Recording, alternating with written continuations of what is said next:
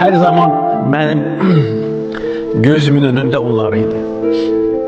Ne kadar əzab çektiler, ne kadar əziyyət çektiler, ama sınmadılar. Möhkəm durdular. Budur. Allah. Ancak torpağı korumak için vuruşublar, dövüşüblər, həlak olublar, şəhid olublar. Şəhid olmak her bir insan için en yüksek zirveye çatmak. Ancak biz istemezdik ki bizim gençlerimiz şehit olsunlar. O kahramanlar ki, o insanlar ki, o vuruşlarda, o dövüşlerde şehit oldular, canlarını kurban verdiler. Onlar bizim ordumuz için, her bir asker için örnek olmalıdır. Salam, hər vaxtınız xeyir olsun değerli 102 Xəbər Info və Inform Xəbər TV izləyiciləri.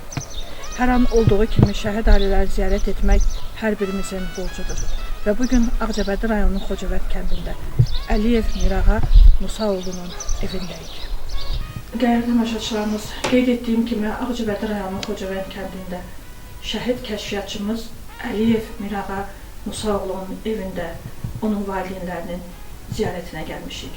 Ata fərqli müəyyən səbəblərdən hal-hazırda çəkilişimizə iştirak edə bilməsə də bir şəhidimizin anası ilə onun keçmiş olduğu rəşadətli döyüş yolu ilə sizləri yaxından tanış etmək istəyirik. Şəhidlərimiz qanları ilə, canları ilə tarix yazdılar. Bugün o tarixi kitabın daha bir səhifəsini sizinlə bərabər vərəqləyəcəyik. Əziz tamaşaçılarımız, nə qədər ağır olsa da nur üzlü, gözəl baxışlı şəhidimizin anasının sözü vermək, bəlkə də yaralarını təzələmək istəməsək də, amma yenə də oğlunun keçmiş olduğu ömür, çox qısa bir ömür yaşadı. 20 yaşlı şəhidimiz. Onun keçmiş olduğu ömür yolunu, rəşadətli döyüş yolunu ananın dilindən eşitməyi özümüzə borc bildik. Xoş gördük ana, özünüzü təqdim edin. Çox sağ olun.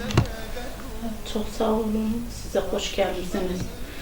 Mirağa evine, Seyit ocağına, Əliyeva Lüyda, Sovet kızı, Şəhid Mirağan Valdeyniyə. Mirağa evin tək oğluydu. Çox qəhrəman, çox igid bir uşaq idi. Onun həmişə arzusu olardı ki, böyüyüb, həmişə televiziyalarda baxırdı, hər bir şey görürdü. İstəyirdi ki, tez böyüsün. İstədiklərini əldə eləsin. Mirağa elə bir uşaq idi. Həmişə televiziyaya baxanda deyərdi ki, mama, mən də böyüyüb, ana bacılarımın qısasını almaq istəyirəm. Elə bir uşaq idi Mirağa. Mirağa böyüdü, düzü. Mirağa çox kasıb bir ailədə dünyaya gəldi. Mirağa iki bacının bir qardaşı idi. Yoldaşım da 1-ci Qarabağ müharibəsinin qazisi idi. O da 4 il 6 ay onda xidmət oldu. O gələndən sonra yani çox əzəvəziyyətli günlərimiz oldu bizim. Həmən evdə durur, bir daxma, özümüz üçün bir daxma qaratdıq. 20 il olur da mən ömür sürdüm, 2 uşağımla, 2 qız, bir oğlan, bir də həyat yoldaşım. Yəni bir evdə yatdıq, bir evdə durduq. Yəni çox əzəvəziyyətli günlərim oldu. Mirağa çox kasıb bir ailədə böyüsə də çox qəhrəman bir evlad oldu.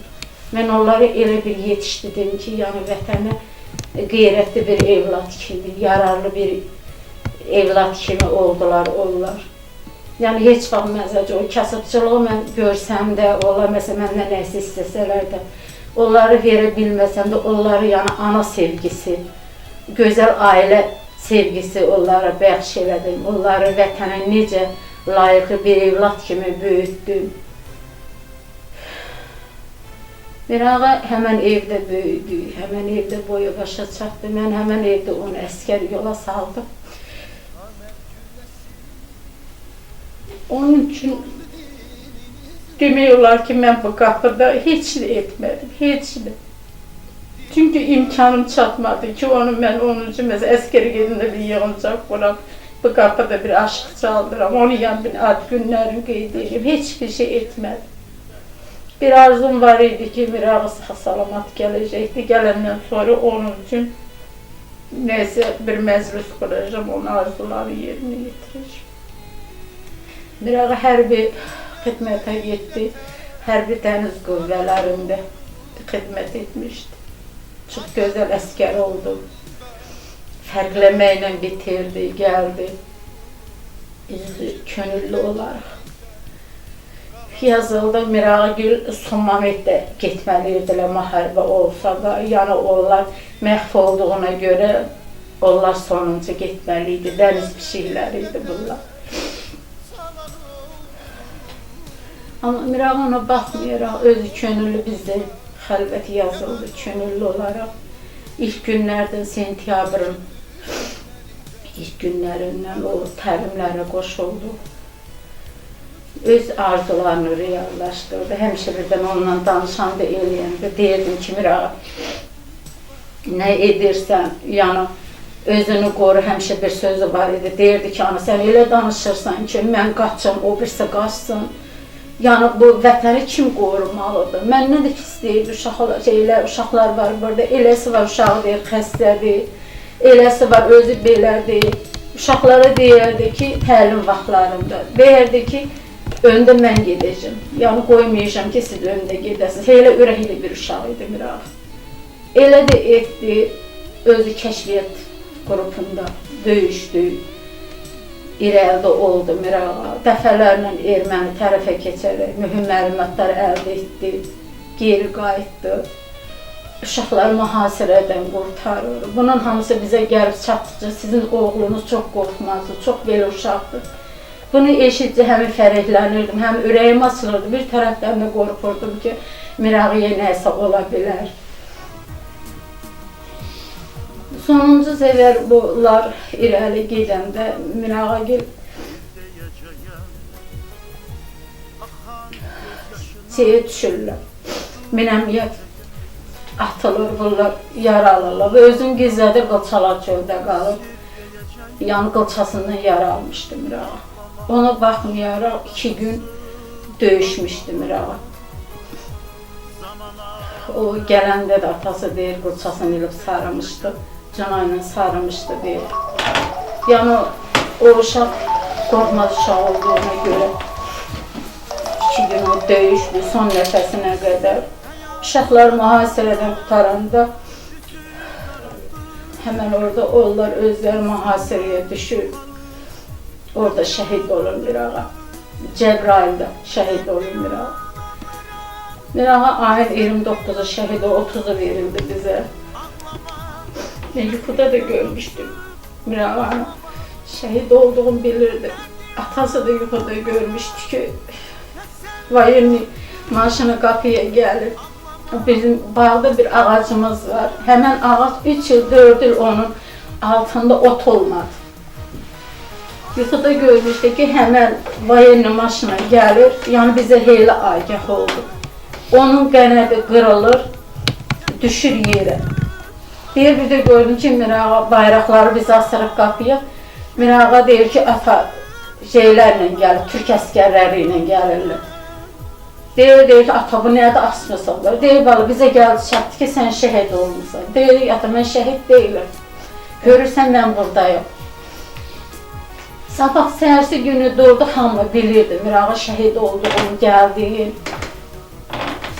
Musa yoldaşım dedi ki, Lüydü, mən belə bir yuxu görmüşəm. Getdiyi ağaca baxdı ki, həqiqətən ağacın qənədi qırılıb. Onda mən bildim ki, Mirağıya nəsə olub. Ondan bir gün qalardı, 30'u günü də mən Mirağanın yanına getmişdim. O Beyləqandaydı onlar. Da bilmirdim ki, oradan onlar bölündüyü, getdi, yanına heç birisinin xəbərim yox idi. Ki, ben onun üçün, nə bilim, ürəyimdən keçənləri apardım ki, balamla görüşüm. Mirağı elə bir Bakıda işləyirdi. Bakıda işləyir hardasa bir 15 gün zadı olardı, dəmir sexində işləyirdi Mirağı. Yəni Mirağanı mən burada yola saldım, əskərdən gəldiyi 3 ay idi. Yəni o uşağı mən doğru düzgün yəni üzünü görmədim də, elə qaçırdı, evdən qaçırdı. Bu evim də yox idi o vaxtlar. Mən həmən daxmada yaşayırdım. Deyirdim ama çalışım, vuruşum ki ev tikək. Həmişə də buranın kürsüdəydi o vaxtlar. Deyirdim ama uşaqlarla mən qapalı idim, utanırdım uşaqlarla danışmağa. Deyirdim ama gələcək, yəni mən evlənərəmsə, bura mənim bəy otağım olar. Deyirdim ki, anam bunu inşallah. Yəni Mirağa o şeylə getdi ki, getsin, qazansın, gətirsin. Yəni sonra oradan özü könüllü olandan sonra birbaşa Valkomata getdi. Mən Mirağanın üzünü görmədim. Yəni Bakıya yola saldım. Oradan da geldi, getdi Valkomata, oradan da getdi təlimlərə, oradan da getdi döyüşlərə. Yəni onun heç birisində mən babamı görmədim. Bircədən onun bir şey var ki, yolda mənə zəng vurdu, dedi ana. Maaşını almışdı 250 manat idi. Dedim ama sənə kartına pul vermişəm.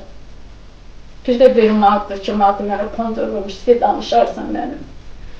Mirağa ilə bizim vidalaşmamız oldu, bir de son zaman onlar döyüşə girəndə bircə kəlmə danışdıq. Dedim ama sen Allah'a bir bazısı var idi. Mirağa'dan qabaq ailə qurmuşdu, ikinci kızım. Bir oğlu var idi, adı oğlu. Hep sonra deyirdi ki, sen böyle oğuşubsa. Bir de oğlu tapşırdı ki, oğlu koru giden hanım. Bir burada seni Allah'a verir, tapşırıram deyirim. Sağ olan ellerinden öperim. Bir kelimesine biz böyle bir ağayla sağ olmuş. Bizim en çok çetindi, hakikaten çetindi. Biraz ne kadar danışsam da. Yani doymuram Demir Ağa'nın hatireleri, onun güzel sözleri, onun igidliği, hamıya özü balaca olsa da çok qayğıkeş bir evladıydı. Çok mehriban, qarışqa nədir, qarışqandır, taxtalamaz. Həmişə bir sözü var, deyirdim ama o kadar yazıqçılıq çəkmişik ki. İnşallah özüm biznes quracağım. Xeyriyə işləriyle məşğul olacağım. Özü də xeyriyyəçi bir uşağı idi.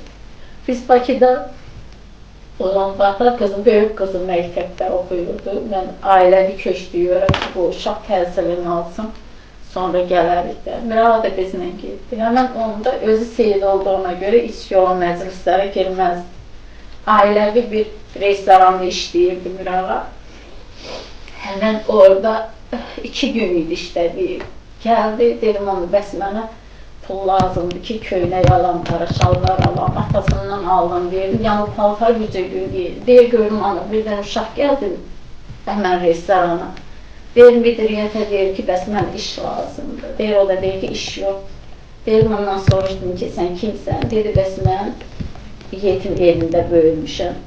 Deyir o qədər anam mənə pis toxundu ki, deyir axşam çağı idi, mən işdən çıxan vaxtlar. Müdiriyyətə dedim ki, mən rayona gedirəm, mənim işimi hələ uşağa verginəm. Uşağa təhvil vermişdi işi, bəs deyir, qaqa, mən bəs paltarım deyir, paltar da verirəm sənə. İşin də, giyimin də, hər bir şeyin o uşağa təhvil verib çıxmışdı ki, mənim valideynim var, sənin yox.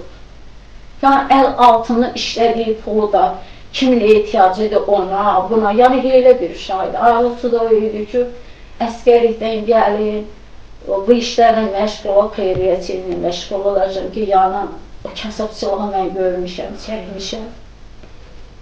Nə bilim, Mirağa belə balaydı. Ana, sizi çok güzel anlayıram. Siz övlad dağı çok ağırdı. Ve qeyd edirsiniz ki, Mirağa çok kasıb bir ailədə böyüyüb, ama buna baxmayaraq siz Azərbaycan xalqına elə böyük bir xəzinə böyütmüşsünüz ki, siz onlara belki de dünyavi bir şeyleri verebilmemişsiniz ama vətən sevgisi aşılamışsınız. O cür güzel bir ürək aşılamışsınız. Ve bir sözü qeyd edeyim, kişiliğin, mərdliyin təbəqəsi olmaz. O, həyata tutduğu mövqedən, maddi cəhətlərindən asılı olmayaraq, həqiqətən də kişiliyin və mərdliyin təbəqəsi olmur. Mirağa nur üzlü bir balamızdır və o, sizin yetiştirmeniz sayesinde, sizin verdiğiniz terbiye sayesinde öyle büyük bir zirveye ucaldı ki onlar her zaman ben deyirəm, şəhidlər ölümsüzlük zirvəsinə ucaldılar və şəhadətə qovuşmaq hər insana nəsib olmur. Onlar sanki seçilmişlerdi ve her birinin üzerinde bir nur, bir ışık var. Ve onlar o kadar vətən sevgisiyle yaşayan bir gençlerdi ki, canlarını bile vətən torpağına kurban verdiler. Ve onlar elə bir tarih yazdılar ki, o tarih Azərbaycan durduqca yaşayacaq. Burada əziz başlayacağız. Mirağanın dayısını görürük ve dayıya da söz verək. Dayı, özünüzü təqdim edin və bacınız oğlan haqqında siz də bir iki kəlmənizə toplumda bizlə bölüşün. Mən Azərbaycan kəsəti, onu da qoymaq istəyirəm. Mən də Mirağa haqqında danışmaq mənim üçün həm çətindir, həm də qürur vericidir. Buna görə ki, Mirağa mənim yanımda böyüyür, mənim bacım oldu. O cəsur, vətənpərvər, nə bilim, özündən böyüklərə, kiçiklərə həmişə nümunə olur. Şəhidlik sözləşməyə gəlir. Nə bilim, söz deməklə çətindir. Allah var, vətəni cənnət versin. Valideynlərinə səbir versin. Nə bilim, oxumağa versin, səbir versin. Mirağa elə bir vətənpərvər oğlu idi. Həqiqətən də onun haqqında danışmaq həm qürur vericidir, həm də çətindir. Çətindir ona görə ki, bu gün şəhid oldu. Bu istədiyi zirvəyə yüksəldi. Nə bilim, özündən kiçiklərə, böyüklərə nümunə olur. Vətənpərvər olur. Vətən uğrunda şəhid olur. Allah rəhmət eylesin. Allah hamısına rəhmət etsin və bu arada Mirağanın demək ki, həyatının kiçik bir hissəsi əks olduğu dəyərli başa çıxarmız. Daha kiçik yaşlarından və mənim nəzərimi burada bir yazı cəlb etdi. Mənim oğlum qəhrəmandır, bəli ana, sizin oğlunuz qəhrəmandır və bu yazı məni çox göynətdi, 5 il ötüb ana. Bu illər sənin səbrinlə, sənin göz yaşınla yoxladım. Torpaq mənim adımı yaşatdı, amma ruhumu sən yaşatdın, ana. Sən ağladın, amma sənin göz yaşlarından zəfər göyərdi. Sən sustun, amma sənin sükutundan nəğməli Şuşamızda himnimi səsləndi. Bu sətirlər sənədir, ruhumdan qəlbinə yazılmış minnətdarlıq kimi. Cənnətdən səni salamlayan, səni sevən qəhrəman oldum. Və şəhidlər ölmür ana. Biz şəhidlərimizin qəhrəmanlığına, siz şəhid doğmalarının axan göz yaşlarına, titrəyən əllərinə bugün borçluyuq. Titrəyən əllərinizdən öpürük, axan göz yaşlarınızdan öpürük. Allah'tan səbir diləyirik və şəhid hər birimizin övladıdır. Tək sizin deyil, Azərbaycan xalqının övladıdır. Allah'tan bir daha size səbir diləyirəm. Allah cəmi şəhidlərimizə rəhmət etsin. 102 Xəbər Info və Inform Xəbər TV-nin rəhbəri Azər Xudayroğlu, müxbir Nəzakət Kamal qızı, operator Seymur Sahiboğlu, Ağcabədi, Xocavənd kəndi.